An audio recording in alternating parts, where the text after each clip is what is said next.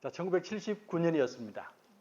고고학자들이 옛날 예루살렘 남서쪽에 있는 매장지를 발굴하고 있었습니다. 책임자는 가브리엘 바케이라는 교수였고요. 이 팀들이 함께 땅을 파면서 매장지에 도달했는데 생각보다 기대에 미치지 못했습니다. 흥미를 끌 수 있는 그런 물건들이 거의 없었고요. 큰 동굴이 있었고 또 시신을 넣은 방에는 그냥 사소한 물건들이 놓여 있을 뿐이었습니다. 그런데 그 팀에 13살 먹은 작은 아이 하나가 팀에 심부름을 하고 있었다고 합니다. 그런데 아이가 자꾸 방을 뒤지더니만은 귀한 걸 하나 찾았습니다. 동굴 마루 밑에 숨겨진 방이 있습니다. 동굴 바닥 밑에 숨겨진 방이 있습니다. 그러니까 사람들이 듣고서는 팀들이 그것을 팠습니다. 팠더니만은 그 안에 수천 개의 고대 유물이 발견되더랍니다. 이건 지금 안 켜져도 괜찮습니다. 지금 볼 게 아닙니다. 나중에 제가 말씀드릴게요. 근데 많은 유물 가운데서 은으로 만든 작은 두루마리 하나를 발견했습니다. 근데 크기가 1인치니까 요만한 두루마리입니다. 아주 작은 두루마리인데 이게 이제 굽어져 있었고 이렇게 구부러진 상태인데 시간이 너무 오래 흘렀기 때문에 이걸 펴려고 그러면 자칫하면 부러질 것 같았습니다. 근데 이 은두루마리를 다시 펴는데 시간이 오래 걸렸고요. 3년이 걸렸다고 합니다. 마침내 은두루마리를 폈습니다. 폈더니만 그곳에 이제 글귀가 드러나는 겁니다. 그 글귀는 제사장들이 사용했던 축복의 기도문이었습니다. 그러니까 약 기원전 6세기, 지금으로 말하면 한 2600년경입니다. 그때의 기도문인데 이때는 에레미야 선지자가 활동한 때였고 그리고 솔로몬 성전이 막 무너지기 전입니다. 그런데 그 글은 현대 히브리 글이 아니고 고대 히브리 글입니다. 고대 히브리어로 기록된 그런 두루마리의 글입니다. 학자들은 이 글을 보면서 이게 인류의 최초의 문헌이 아니겠느냐 그렇게 말하기도 했다고 합니다. 우리가 지금 이제 알파벳이란 말 쓰지 않습니까? 알파벳이란 말 쓰는데 이건 히브리어에서 나오는 말입니다. 히브리어의 첫 번째 글자가 알렙입니다. 두 번째 글자가 베트입니다. 알렙, 베트 이렇게 나갑니다. 김을 이렇게 나가는데 알렙, 베트를 합치면 알파벳이 되는 겁니다. 그러니까 히브리어가 가장 오래된 글 가운데 하나입니다. 이 두루마리가 지금 예루살렘 박물관에 소장이 되어 있습니다. 한데 놀라운 것은 이 축복의 기도문이 지금도 가장 많이 사용되는 기도문이라는 겁니다. 제사를 드릴 때마다 이 기도문을 사용하고 또 부모들이 안식일을 맞으면서 아이들을 축복할 때도 이 기도문을 사용하고 남녀가 결혼할 때도 이 기도문을 사용한다는 겁니다. 그러니까 모두가 사랑하는 기도문이고 참으로 오래된 기도문입니다. 자, 전체가 15글자이고 너무나 단순하고 아름다운 기도문입니다. 궁금하시죠? 뭔지요? 제가 읽어드릴까요? 여호와는 내게 복을 주시고 너를 지키시기를 원하며 여호와는 그 얼굴을 내게 비추사 은혜 베푸시기를 원하며 여호와는 그 얼굴을 내게로 향하여 드사 평강 주시기를 원하노라. 오늘 읽은 민수기 6장 22절에서 27절에 나오는 말씀입니다. 여호와는 내게 복을 주시고 너를 지키시기를 원하며 여호와는 그의 얼굴을 내게 비추사 은혜 베푸시기를 원하며 여호와는 얼굴을 내게로 향하여 드사 평강 주시기를 원하노라. 참 예쁜 기도문 아닙니까? 자, 무엇보다 이 기도문은 복으로 시작합니다. 여호와는 내게 복을 주시고 혹 성경 구절 가운데에 복으로 시작하는 구절이 기억납니까? 기억나시죠? 복 있는 자는 악인의 꾀를 쫓지 아니하고 시편 1편 1절입니다. 예수님 말씀 가운데서도 복으로 시작하는 구절이 있습니다. 복이 있도다 심령이 가난한 자여 복이 있도다 애통하는 자여. 우리말로 성경에는 심령이 가난한 자는 복이 있나니 애통하니 이렇게 나오지만 원문에는 복이 있도다가 먼저 나옵니다. 복이 있도다 심령이 가난한 자여 복이 있도다 애통하는 자여 복이 있도다 온유한 자여 이렇게 이어져 나가는 겁니다. 자, 히브리 글로 읽으면 첫째 문장이 3글자, 둘째 문장이 5글자, 세 번째 문장이 7글자로 되어 있습니다. 3, 5, 7 이렇게 되어 있는데 이런 구조는 굉장히 중요한 구조입니다. 핵심적인 말을 이어갈 때에 이 구조를 사용한다고 합니다. 3, 5, 7입니다. 오늘 본문에서 세 단어를 기억하면 좋겠습니다. 복, 은혜, 그리고 평강입니다. 이 세 단어입니다. 복과 은혜와 평강이라는 단어를 기억하시면 좋겠습니다.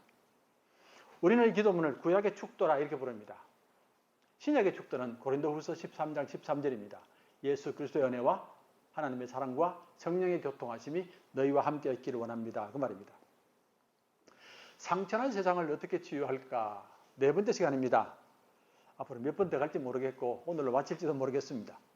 자, 오늘 설교 주제는 하나님의 나라와 경제입니다. 더 구체적으로 말씀드리면 하나님의 나라와 돈입니다. 하나님의 나라는 돈을 어떻게 바라봅니까? 성경은 돈을 어떻게 말합니까? 우리 성도들은 돈을 어떻게 봐야 됩니까?는 이런 제목입니다. 자, 많은 성도들은 알게 모르게 돈에 대해서는 불편한 생각을 가지고 있는 것 같습니다. 돈이 모든 악의 뿌리가 아니냐, 돈은 세상적인 것이 아니냐, 돈은 죄가 많지 않느냐, 신앙과는 거리가 먼 것이다. 어쨌든 간에 교회 안에서는 돈을 말하기를 불편하게 생각합니다. 목회자도 마찬가지입니다. 목회자가 괜히 교회 안에서 돈 말했다가 종종 어려움을 당하는 경우가 있습니다. 저도 주님의 교회에서 목회할 때 여러 번 한 말이 있습니다. 제 입에서 돈이 나오면 제가 그 다음 날로 떠난 줄 아십시오. 그랬습니다. 근데 실제로는 돈보다 귀한 게 있습니까? 돈보다 관심을 많이 갖는 게 있습니까? 이만큼 좋아하는 게 있습니까? 그러면서 내숭 뜨는 거죠. 그렇게 좋아하면서 그렇게 관심을 가지면서 안 그런 척 하는 거 아닙니까?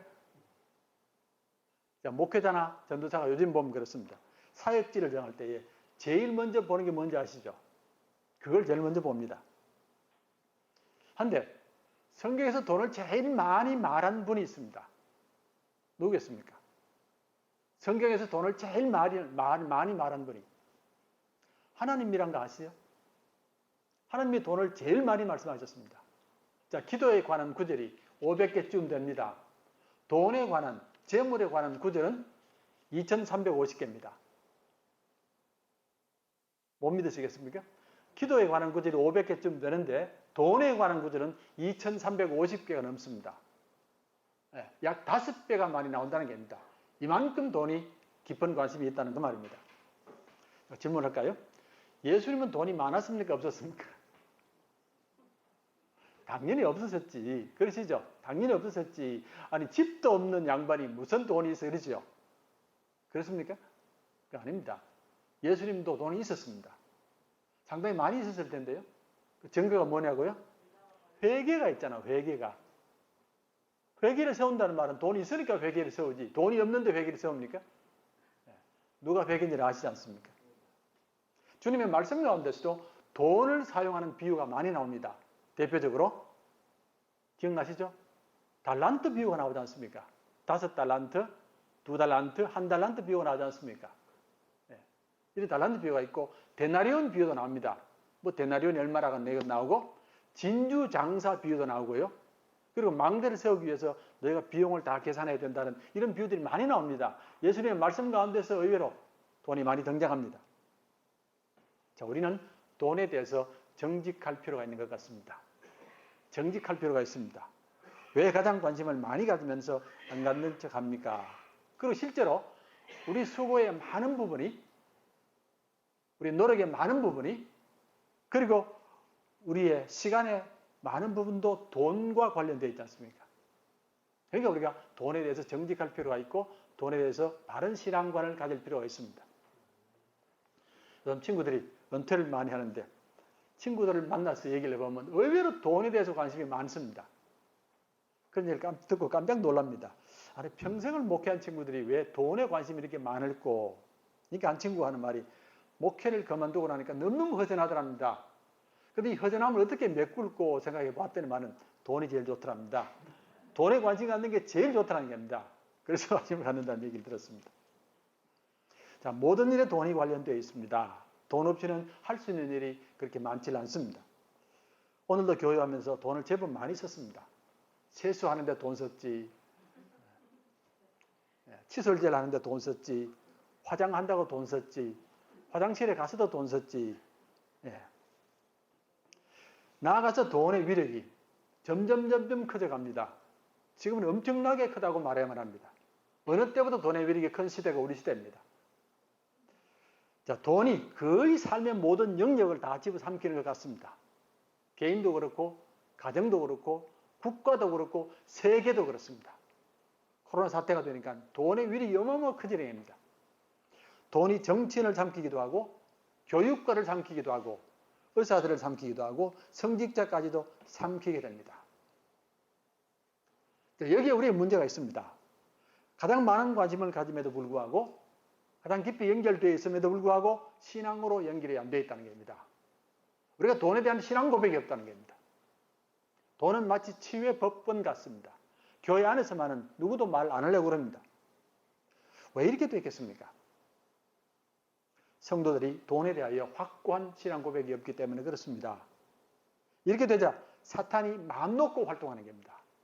돈의 영역만은 마음 놓고 활동하게 되고 우리도 그 모습을 따라갈 수밖에 없다는 겁니다. 돈에 대해서 신앙적으로 볼 줄 알아야 합니다. 그리고 분명한 신앙 고백이 있어야만 합니다. 그래야만이 돈을 바르게 쓰게 되고 그래야만이 내가 복된 삶을 살 수 있습니다. 그래서 오늘 가르침입니다. 우리가 가질 자세는 마땅히 돈을 멀리하는 것 아니고 죄악시하는 것이 아니라 돈에 대하여 바른 자세를 갖는 것입니다. 오히려 돈을 통해서 하나님의 뜻을 이루고 하나님께 영광 돌려드리는 것입니다. 그러면 어떤 것이 바른 신앙 고백입니까? 이 말씀을 드리기 전에 한 가지 신학적 얘기를 나누겠습니다. 신학에서는 이분법적 신앙이란 말이 있습니다. 이분법적 신앙이란 말이 있는데 이 말은 둘로 나누어서 한편이 옳고 한편이 틀렸다고 말하는 신앙입니다. 한편이 옳고 한편이 틀립니다. 만물은 두 면이 있습니다. 따뜻한 면이 있고 차가운 면이 있고 강한 면이 있고 약한 면이 있고 밝은 면이 있고 어두운 면이 있습니다. 사람에게도 두 면이 있습니다. 남자가 있고 여자가 있고 영혼이 있고 몸이 있습니다. 자, 둘로 나누어지는데 이 둘을 나눠놓고 하나는 맞고 하나는 틀렸다. 하나는 선하다. 하나는 약하다. 악하다. 이렇게 말하면 이분법적 신앙이 되는 겁니다. 만약에 우리가 사람을 둘로 나눠서 영혼은 선하고 몸은 악하다라고 말하면 이분법적 신앙이 되는 겁니다. 신앙에는 영적 차원이 있고 물질적 차원이 있습니다. 영적 차원만 거룩하고 물질은 부정하다고 말하면 이분법적 신앙이 되는 겁니다. 한 하나님이 아니고 두 하나님으로 나눠버리는 겁니다. 이건 굉장히 큰 문제입니다. 남자는 세상적이고 여자는 거룩하다. 이게 맞습니까? 이게 이제 대표적인 이분법적 신앙입니다. 자, 기독교의 첫 번째 이단이 바로 이 이단이고 그리고 지금도 가장 강한 신앙이 바로 이 신앙입니다. 그리스 유명한 철학자 플라톤이 세상을 둘로 나누었습니다.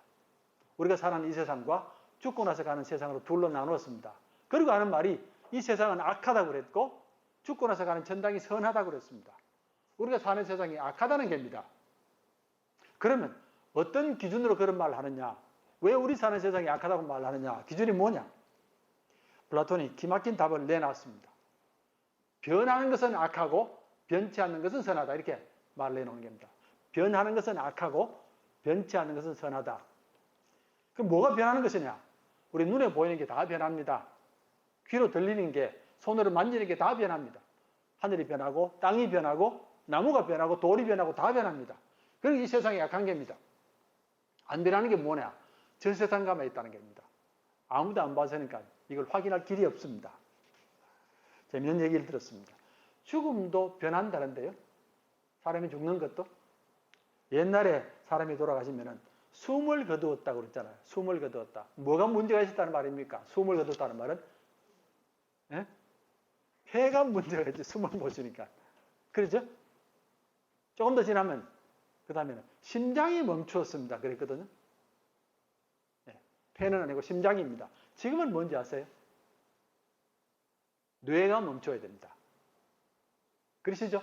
예. 지금은 폐는 그래도 뇌가 멈춰야 사람이 죽었다고 말하는 게 아닙니다. 이렇게 달라진 걸 봤습니다. 자, 이제 우리는 알아야 합니다. 하나님은 영적인 면만 축복하는 분이 아닙니다. 영만 축복하는 분도 아닙니다. 하나님은 육신도 축복하고 물질도 축복하는 분입니다. 둘 다를 축복하시는 분입니다. 다시 본문으로 돌아가겠습니다. 여호와는 내게 복을 주시고 지키시기를 원하며 여호와는 그 얼굴을 내게 비추사 은혜 베푸시기를 원하고 여호와는 그 얼굴을 드사 평강 주시기를 원하노라. 이 말씀은 예수 믿는 사람들이 어떻게 하면 복된 삶을 사느냐, 영광스러운 삶을 사는 자를 일러주시는 말씀입니다. 구체적으로 말씀드리면 복된 삶, 영광스러운 삶에는 반드시 분명한 목적과 사명이 있어야만 합니다. 이것 없이는 결코 복된 삶을 살지 못합니다. 두 번째로는 복된 삶과 영광스러운 삶에는 반드시 소망이 있어야 되고 날마다 새로움이 있어야만 합니다. 세 번째는 복된 삶, 영광스러운 삶에는 나 자신에 대한 존귀함이 있어야만 합니다. 목적과 사명이 있어야 되고 소망과 새로움이 있어야 되고 나 자신에 대한 존귀함이 있어야지 복된 사람이란 말입니다. 본문은 말합니다. 하나님의 모든 백성들은 복된 삶을 살아야 합니다. 하나님의 뜻입니다. 하나님이 우리를 부르신 뜻입니다. 성도들이 영광스러운 삶을 살면 하나님의 영광 받으시고 우리가 그렇지 못하면 하나님이 영광을 가리울 수밖에 없습니다. 자, 목적이 없는 삶, 사명이 없는 삶을 생각해 보십시다. 당연히 삶은 방황할 수밖에 없고 낭비될 수밖에 없고 그리고 혼돈할 수밖에 없습니다. 목적이 없으면 쉽게 넘어지고 쉽게 포기하고 쉽게 타락할 수밖에 없습니다. 목적이 있는 삶은 다릅니다. 아울러 소망이 있고 새로움이 있어야만 합니다.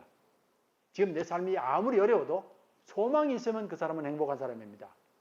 내가 지금 아무리 풍족해도 소망이 없으면 그 사람은 불행한 사람이 될 수밖에 없습니다. 아울러 내가 복된 삶을 살았다는 말은 나 자신에 대해서 존귀함을 가져야 됩니다.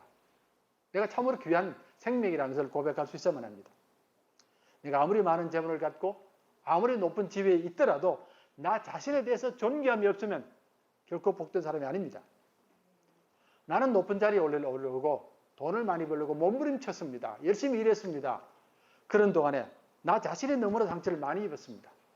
동료들과 많이 싸웠고 친구라도 방해가 되면 버렸고 가족까지 등한시했고 몸은 만신창이 되었습니다. 내 마음에는 기쁨도 없고 감사도 없습니다. 복된 삶입니까?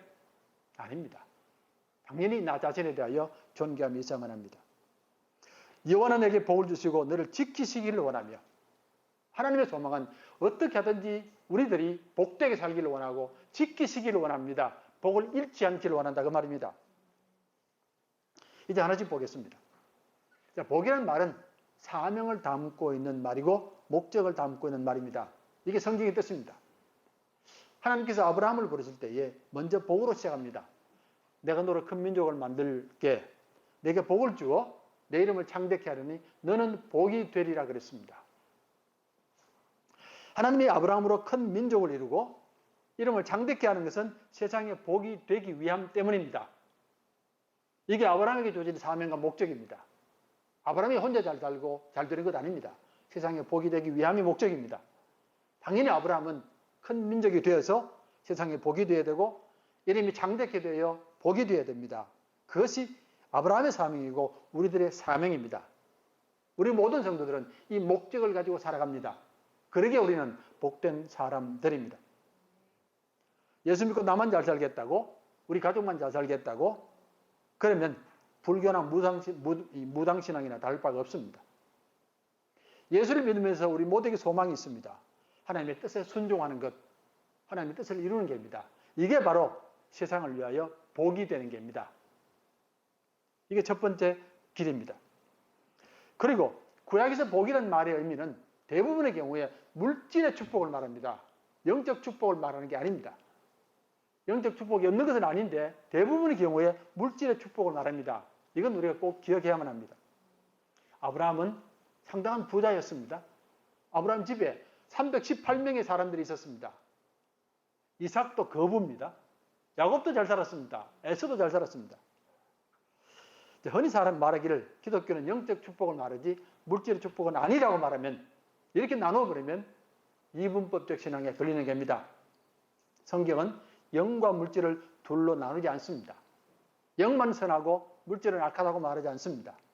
하나님은 우리를 영으로도 축복하지만 물질로도 축복한다는 말입니다.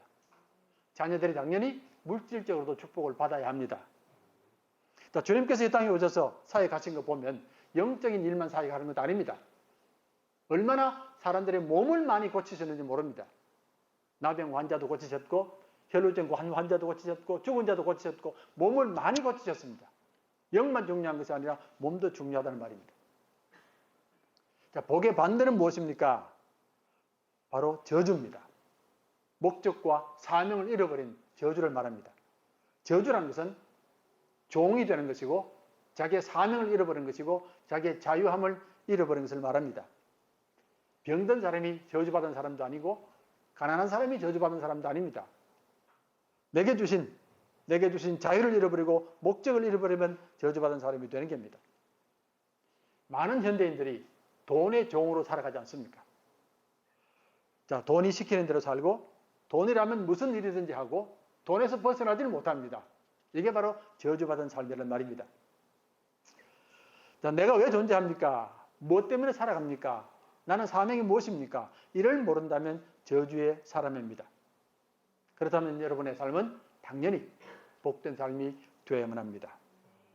이제 돈에 대해서 신앙적인 관심을 가지십시오. 여러분과 저는 이 땅에 하나님의 나라를 이루기 위하여 부름받은 백성들과 사명들입니다. 우리는 주님 앞에 서는 그날까지 하나님의 나라를 위하여 헌신할 사람들입니다. 이것이 우리들의 신앙 고백이고 이를 위하여 하나님께서 우리를 복되게 하셨습니다. 자, 두 번째 음성입니다. 여호와는 그 얼굴을 내게 비추사 은혜 베푸시기를 원하며. 복된 사람들은 날마다 소망을 갖고 사는 사람들이고 날마다 새롭게 되는 사람들입니다. 하나님께서 이스라엘을 구원하신 뒤에 시내산에서 백성들과 언약을 맺습니다. 모든 백성들입니다. 내가 거룩하니 너희도 거룩하라고. 구원으로 그친 것이 아닙니다. 애굽에서 나온 것으로 그친 것이 아니라 그 다음부터는 거룩한 백성으로 만들어 가시는 겁니다. 이제는 새로운 백성이 되어야 되고 애굽과는 전혀 다른 백성이 되어야만 합니다. 이를 위해서 40년을 광야를 걷게 하셨습니다. 이 40년 동안 날마다 만나를 주셨고 날마다 제사를 드리게 하셨고 날마다 하나님의 법을 따르게 하셨고 날마다 구름기둥, 불기둥의 인도를 받게 하셨고 날마다 하나님이 함께 하셨습니다. 이 모두가 하나님의 은총입니다. 구원받는 것도 은총이지만 거룩하게 되는 모든 것들이 은총입니다. 내 힘으로 구원할 수 없습니다. 내 힘으로 애굽에서 벗어날 수 없습니다. 내 힘으로 거룩한 사람이 되지는 못합니다. 하나님의 도움으로 하나님의 은총으로만 거룩함을 이뤄나가기 때문에 그렇습니다. 이제는 하나님의 백성으로서 거짓된 말을 버리고 하나님의 말씀을 따라야 합니다. 이제는 하나님의 백성으로 우상을 버리고 하나님만 섬겨야 됩니다. 이제는 하나님의 백성으로 하나님의 법을 따르면서 무력을 버리고 그리고 거짓을 버려야 합니다. 이제는 하나님과 함께하면서 하나님이 누군가를 알아야 되고 이웃이 누군가를 알아야 합니다. 이 백성들은 가장 복된 백성들이 되어야 합니다. 거룩함의 약속이고 그리고 소망의 은총입니다. 하나님께서 복을 주시면서 물질의 축복으로 거룩함을 이루라고 말씀하셨습니다. 분명히 사람들은 질문합니다. 어떻게 물질이 우리를 거룩해 합니까? 오히려 우리를 망치지 않습니까? 그렇습니다. 아닙니다. 돈만큼 사람을 거룩하게 만드는 길이 없습니다. 돈만큼 사람을 거룩하게 만드는 길이 없습니다. 달리 말씀드리면 우리가 돈만 잘 다스릴 수 있으면 다른 모든 것들은 그냥 따라옵니다. 어떤 분이 재미있게 한 말씀을 들었습니다. 우리 나중에 천당 가면 주님께서 가장 먼저 묻는 질문이 뭐냐면 네가 사업에 바르게 했느냐? 사업에 정직하게 했느냐는 겁니다. 사업만 정직하게 하면 다른 거 다 해결된다는 겁니다. 지난주도 말씀드렸습니다. 말씀이 흔들리면 전체가 다 흔들립니다. 이 말은 물질에도 해당됩니다. 우리가 말씀으로 돈을 다스려야만 합니다. 그래서 말씀의 능력을 가져야만 합니다. 제가 돈을 다스릴 수 있는 몇 가지를 말씀드리겠습니다. 잘 들으시면 좋겠습니다. 먼저 예수 믿는 사람들은 어떤 경우도 빚진 백성이 되어서는 안 됩니다. 우리는 꾸어주는 사람이 되어야 되지 꾸는 사람이 되어서는 안 됩니다. 하나님의 은총으로 우리는 이미 죄의 빚으로부터 건짐 받았고 이제는 자유인이 되었고 이제는 하나님의 자녀가 되었습니다. 이제는 더 이상 빚진 삶을 살아서는 안 된다는 말입니다. 영적으로도 그렇고 물질적으로도 그렇습니다. 영적으로 빚지는 것도 고통스럽지만 물질적으로 빚드는 것도 못지않게 어렵습니다. 우리는 베푸는 사람이지 꾸는 사람이 아닙니다. 빚을 지게 되면 생명의 소중한 것들이 많이 잃어져 버립니다. 당당함도 잃어버리게 되고 자유하지도 못하고 인간답게 살지 못할 때도 많습니다. 우리는 부어줄지언정 꾸는 백성이 되어서는 안 됩니다. 두 번째입니다. 우리는 나를 다스릴 수 있어야만 합니다. 그래야만이 복된 백성이 되는 겁니다. 먹고 싶어도 자제하고, 놀고 싶어도 자제하고, 사고 싶어도 자제할 수 있어야지 물질을 다스릴 수 있지. 그렇지 않으면 물질을 다스리지 못합니다. 나를 다스리는 것이 재물을 모으는 첫 번째 길이고, 아울러서 신앙의 첫 걸음입니다. 성숙한 신앙인들의 가장 큰 특징은 나를 다스릴 줄 아는 능력입니다. 화가 나도 다스려야 되고, 억울해도 다스려야 되고, 혈기 나도 다스려야 되고, 놀고 싶어도 다스려야만이 성숙한 신앙이 되는 것과 마찬가지입니다. 세 번째는 저축하는 삶입니다. 예수 믿는 사람들에게는 저축함이 있어야만 합니다. 저축이 없으면 갑자기 어려움을 다가올 때에 이겨나갈 힘이 없습니다. 지금까지 쌓았던 것들이 한꺼번에 무너질 수가 있습니다. 코로나 사태가 3개월이 지났는데 100년 된 기업이 무너지고 200년 된 기업이 무너집니다. 그 엄청난 항공사들이 무너집니다. 3, 4개월 만에 이런 일이 벌어지는 겁니다. 우리의 삶도 항상 어려울 때를 대비하는 삶을 살아야 합니다. 주님 오심이 도둑같이 오신다고 주님 오심을 대비하는 자세라 그 말입니다. 다음으로 돈을 버는 것은 반드시 한 걸음 한 걸음 가셔야만 합니다. 한 걸음 한 걸음 성실하게 돈을 벌어야 되지 일확천금은 안 됩니다. 이건 하나님이 가장 싫어하는 겁니다. 일확천금은 안 됩니다. 일확천금을 해버리면 사람도 망치고 삶도 망치고 다 망쳐버립니다. 많은 분들이 복권 당첨자 얘기를 들었을 겁니다. 복권 당첨자의 마지막은 반드시 파멸입니다. 그것도 순식간에 파멸해버립니다. 얼마 전에 신문기사를 보면 당첨자가 16억 원을 받았답니다. 16억을. 얼마나 좋았겠습니까? 그런데 16억을 받으면서 농담 삼아 여자친구한테 내가 당첨되면 내게 절반 주겠다고 약속을 했다는 겁니다. 좋겠습니까? 안 좋겠습니까? 당연히 안 주지. 당연히 안 주지. 근데 소송이 걸렸답니다. 그래서 할 수 없어서 50을 줬다는 겁니다. 110억이 남았지 않습니까? 110억을 1년 만에 다 쓰더라는 겁니다. 그리고 1년 뒤에 10억이 빚지더랍니다. 이런 일이 벌어지는 겁니다. 그 엄청난 돈이 이렇게 되는 겁니다. 이러면 사람이 망치는 겁니다. 일확천금은 안 됩니다. 하나님의 역사는 결코 하루아침에 이루어지는 역사가 아닙니다. 한 걸음 한 걸음 걸어가는 역사입니다. 하나님께서 40년 동안 광야에 걷도록 하신 것은 사람이 하루아침에 바뀌지 않습니다. 오랜 시간 걸치면서 바꿔지기 때문입니다. 아시죠? 하나님은 좀처럼 기적을 잘 베푸지 않습니다. 정말 절실하게 필요하지 않으면 기적을 안 베풉니다. 왜냐하면 기적은 당장은 좋지만 나중에 후유증이 심각할 때가 많습니다. 이들이 홍해를 건넜습니다. 어마어마한 사건을 경험하는 겁니다. 수많은 사람이 죽었고 이 백성이 살았습니다. 이건 일평생 자랑할 일이고 기억할 일입니다. 그런데 당장 불평이 다가왔습니다. 물이 없다고. 3일 뒤에 홍수를 건너고 홍해를 건너고 3일 뒤에 이런 일이 벌어지는 겁니다. 이게 기적의 역사입니다. 마지막으로 말씀드립니다. 우리가 돈을 제대로 잘 관리하고 복된 사람이 되기 위해서는 꼭 11조를 하는 겁니다. 11조를 한다는 말은 내 모든 것이 하나님의 은총이라고 고백하는 일이고 하나님의 도우심이 없이는 아무것도 할 수 없었다고 고백하는 길이고 아울러서 나는 일평생 돕는 삶을 살겠습니다. 남을 돕겠습니다. 그 말입니다. 이렇게 보면 예수 믿는 사람들은 굉장한 사람들입니다. 우리 가운데서 10분의 1을 떼어서 남을 돕는 사람이 아무도 없습니다. 근데 예수 믿는 사람들은 10분의 1을 떼어서 남을 돕는 사람입니다. 자, 10분의 1은 하나님께 드리고 10분의 1은 반드시 저축하시면 좋겠고 그리고 나머지로 성실하게 살아야만 합니다. 복 있는 사람은 소망의 사람이고 날마다 새로워지는 사람입니다. 마지막으로 하나님은 나를 존귀케 하실 겁니다. 여호와는 그 얼굴을 드사 평강 주시기를 원하노라. 평강이란 말은 하나님과 우리의 관계를 말합니다. 하나님과 우리의 관계가 평화의 관계입니다. 이 관계 속에는 어떤 두려움도 없고 떨어짐도 없고 잊혀짐도 없습니다. 지극히 사랑하시고 지극히 돌보시고 지극히 친근한 관계입니다. 마치 어머니와 자식의 관계와 같습니다. 어린 아이를 품고 있는 어머니의 모습입니다. 온 정성을 다하여 돌보시고 온 힘을 다하여 지키고 온 사랑을 다하여 먹이시는 그런 모습입니다. 나 자신이 하나님의 자녀라는 것을 잊지 마십시오. 하나님이 나를 기억하고 계신다는 것도 잊지 마십시오. 하나님이 늘 나와 함께 한다는 것도 잊지 마십시오.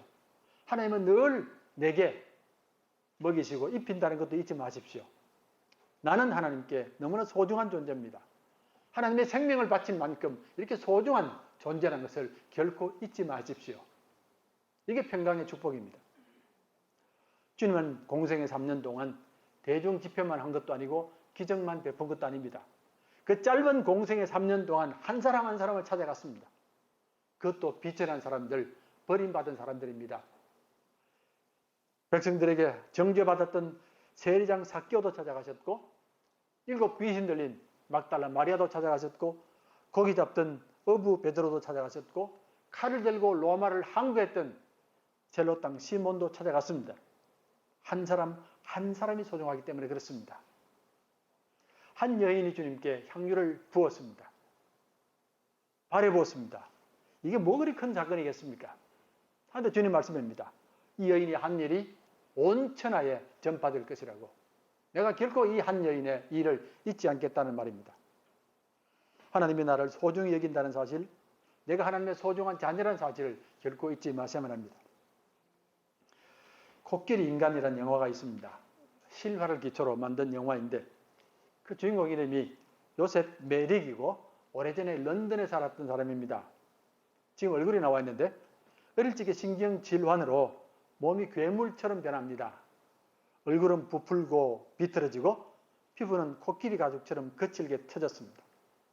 아이들은 이 얼굴을 보면서 다 도망갑니다. 그러니까 외출도 못하고 외출하려면 얼굴을 가리고 외출을 할 수밖에 없습니다. 어느 날 서커스단에서 이 아이를 보고서는 데리고 왔습니다. 아이를 서커스단에 쓰면서 돈을 벌겠다 그 말입니다. 그리고 아이도 돈을 받았습니다. 인간 이하의 취급을 받았고 동물처럼 취급받으면서 살았습니다. 그런데 어느 날 한 여인이 이 아이를 봤습니다. 서커스단에 있는 아이를 봤습니다. 그 여인은 영국에서 유명한 연극 배우 매직 캔달이라는 배우입니다. 어느 날 메릭이 이 여자로부터 우편물 하나를 받습니다. 그 우편물 안에는 로메오와 줄리엣의 연극 대본 2막이 들어가 있었고 초청장이 있으면서 거기에 이 대본을 철저히 읽고 외워오십시오라는 부탁이 적혀져 있습니다. 너무나 뜻밖이라 믿을 수 없었지만 편지 받은 것만으로 감사했기 때문에 읽고 외우고 또 외웠습니다. 공연날이 되자 얼굴을 싸매고 극장 제일 구석 뒤에 앉았습니다. 공연이 시작되고 캔들이 나와서 연극을 시작합니다. 1막이 마치고 2막이 시작됩니다. 이때 갑자기 캔들이 무대 위에서 내려오더니만은 한 사람에게 달려갔습니다. 제일 구석에 앉아있는 메릭에게 다가갔습니다. 그리고 하는 말이 대본을 다 외웠죠. 외웠다고. 그러면 당신이 로미오입니다고. 그러면서 얼굴에 키스를 합니다. 이때 메릭은 얼굴에 수건을 벗어던지고 신들린 사람처럼 캔들과 함께 2막을 연기하게 됩니다. 자, 훗날 메릭의 삶을 기록한 의사는 이렇게 말합니다. 이 날로부터 메릭은 비로소 사람이 되었습니다. 비로소 삶을 살기 시작했습니다. 그랬습니다. 하나님은 얼굴을 드시고 내가 어디에 있든 나를 찾습니다. 아무리 사람이 많이 모여도 찾습니다. 내가 어떤 모습을 가지고 있든 나를 찾습니다. 그 얼굴을 드시고 나를 찾아오십니다. 나는 결코 잊혀진 존재도 아니고 쓸모없는 존재도 아니고 한없이 소중한 존재입니다. 이것이 우리의 고백입니다. 그리고 이것이 복된 사람의 모습이라고 믿습니다. 말씀을 마무리하면서 한 가지 기억할 사실이 있습니다. 오늘 시대의 흐름입니다. 우리는 이 시대를 살아가면서 시대가 어떤 시대인지도 모르고 그냥 살아갈 때가 너무나 많습니다. 남이 가니 나도 가지. 남이 하니 나도 하지. 남이 좋아하니 나도 좋아하지. 시대에는 악한 역사가 있습니다. 영의 역사가 있습니다. 이를 분별하지 못하면 그냥 악을 따라가는 게고 하나님을 대적하는 모습을 갖습니다. 말씀을 통해 분별할 줄 알아야 되고 거부할 것은 거부할 줄 알아야 합니다. 유명한 신학자 카바라가 책을 썼습니다. 제목이 소비사회를 사는 그리스도인, 소비사회를 사는 그리스도인이라고 붙였습니다. 이분은 지금 시대의 모습을 한마디로 소비사회라는 겁니다. 끊임없이 소비하는 사회, 소비가 미덕인 사회, 소비를 최고의 가치로 두는 사회, 소비하지 않고서는 견디지 못하는 사회, 소비 때문에 쓰레기가 넘치는 사회, 소비 때문에 자연이 황폐되는 사회, 소비 때문에 인간됨이 무너지는 사회, 이런 사회를 우리가 살고 있다는 겁니다. 이번에 글입니다. 오늘날 사람들은 돈을 더 가치 있게 여기는 것이 아니라 돈 외에 다른 모든 것들은 무가치하게 본다는 겁니다. 사람이 가지는 은총도, 사명도, 인간의 관계도, 도덕도, 윤리도, 진실도, 생명의 존귀함까지도 물질을 따르면서 다 버리는 사람들이라는 겁니다. 우리는 다른 시대에 비해서 더 탐욕이 많은 사람들이 아니고 탐욕을 제어할 수 있는 어떤 것도 가지지 않는 사람입니다. 이렇게 진단했습니다. 과거 베이컨이라는 철학자는 나는 생각한다고로 나는 존재한다고 그랬습니다. 사람에게 주신 귀한 생각을 가지고 무엇이 바르고 무엇이 잘못인지를 분별하기 위하여 몸부림쳤고 내 삶의 목적이 뭐고 사명이 뭔가를 생각했습니다. 하지만 이제는 생각도 버린 지 오래입니다. 지금은 나는 쇼핑한다, 고로 나는 존재한다 그럽니다. 자, 물질에 매달리고 소비에 매달리는 동안에 사람들의 내면은 점점 메말라가고 점점 공허해지고 점점 더 폭력적이 됩니다. 밤새 쇼핑 채널을 켜놓고 떠날 수가 없습니다. 왜 이렇게 사람들이 소비에 매달리고 물질에 매달리겠습니까? 사람으로부터 너무 많은 상처를 받았기 때문에 그렇습니다. 사람이 두렵기 때문에 그렇습니다. 이게 악순환입니다. 사람이 두려워서 물질에 매달리고 물질에 매달리니까 더 사람은 멀리하고. 성도 여러분, 여러분은 하나님의 거룩한 자녀들이고 그리고 거룩한 사명자들입니다. 하나님의 간절한 기도와 소망은 여러분 한 사람 한 사람이 복된 삶을 살기를 원하시는 겁니다. 하나님께서 주신 재물의 복은 여러분을 존귀하게 하고 거룩하게 하고 복되게 하는 은총의 도구들입니다. 귀한 복을 통해서 하나님의 뜻을 이루어 가십시오. 그리고 귀한 복을 통해서 날마다 주님을 닮아 가십시오. 이 복에 담긴 하나님의 사랑을 고백하십시오. 하나님께서는 땅끝까지 여러분 한 사람 한 사람의 헌신을 기억하실 것입니다. 여호와는 내게 복을 주시고 너를 지키시기를 원하며 여호와는 그 얼굴을 내게로 비추사 은혜 베푸시기를 원하며 여호와는 그 얼굴을 내게로 향하여 드사 평강 주시기를 원하노라. 기도하겠습니다.